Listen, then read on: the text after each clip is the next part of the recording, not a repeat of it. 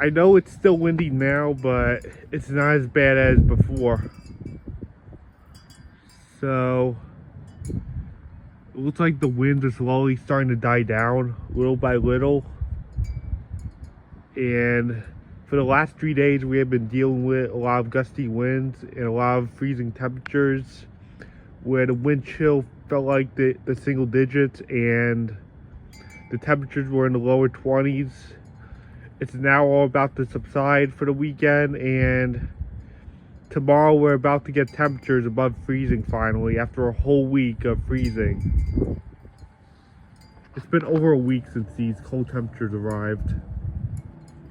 And now it's finally going to go above freezing tomorrow, like past 32. The wind chill may still feel like it's freezing, but the temperature itself is going to go above freezing tomorrow finally. And so is the rest of the weekend, thank Neptune.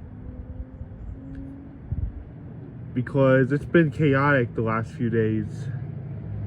We had gusty winds in this area up to 40 miles an hour, and we had freezing temperatures in the 20s, and it felt like the single digits. So we had some crazy weather the last 3 days, and as bad as the winds were today, we actually had a wind advisory in place for gusts up to 50 miles an hour. And last night, I heard those winds, like, when I got up in the middle of the night to use the bathroom last night. When I had to get up to use the bathroom last night, I heard the gusty winds outside. It was really crazy last night. That's how windy it was today. It felt like today was the most windy out of the last 2 days. Like ever since last night, because I got up in the middle of the night and I heard the winds outside being very gusty. And it turns out it was more windier today than the last 2 days, that we had a wind advisory in place up to 50 miles an hour. Yeah, I heard how crazy the winds were last night. I could hear it through outside. Yeah, I could hear them outside last night. It was crazy. But thankfully, the winds are slowly dying down little by little. And they're about to subside tonight. And yeah, we're finally heading into the temperatures above freezing. It's still going to be really cold, but not as cold as freezing temperatures are.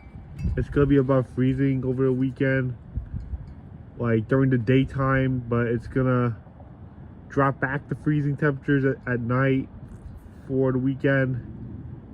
But we're not out of the woods just yet with this cold front, because we're going to go back to freezing temperatures next week, midweek, while I'm in Florida. And when I'm in Disney, it's going to be cold down there. It's going to be freezing. And there's also a freeze warning in place because of how big this cold front is.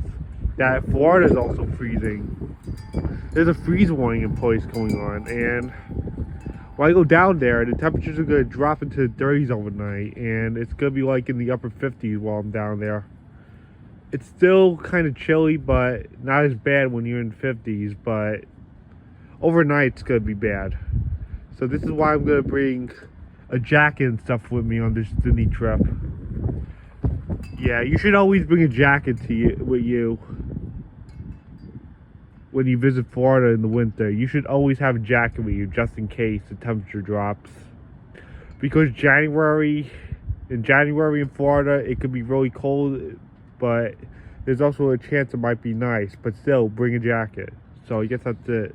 Bye.